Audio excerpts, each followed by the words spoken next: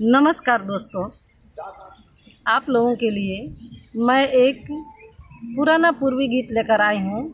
अगर पसंद आए तो लाइक, सब्सक्राइब और कमेंट जरूर करके प्रोत्साहित करें। पूर्वा पूर्वा ढेरा दिन से कहताड़ा, पूर्वा पूर्वा ढेरा दिन से कहताड़ा, पूर्वा में बाड़ी जादूगिरिन हो सजनवा, पूर्वा में बाड़ी जादूगिरिन हो सजनवा।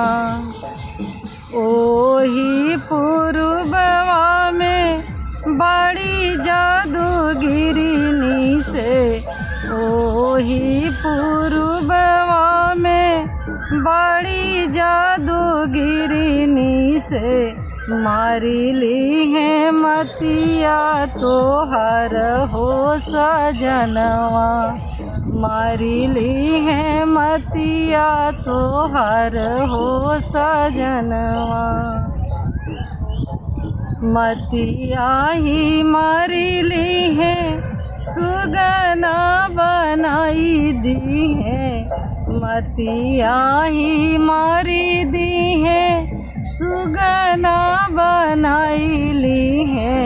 राखे लगी है सोने की पिजड़ा हो सजनवा, राखे लगी है सोने की पिजड़ा हो सजनवा।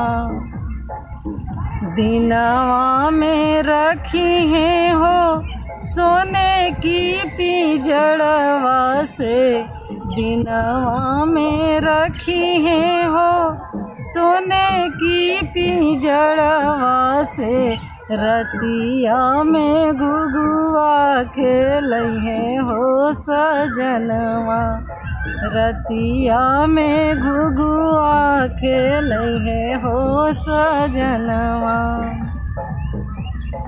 पूर्वा देश जानी जइहा सजनवा से, पूर्वा देश जानी जइहा सजन मोर, गवाही में खेतिया कराव हो सजनवा से, गवाही में धनवा उगाव हो सजनवा।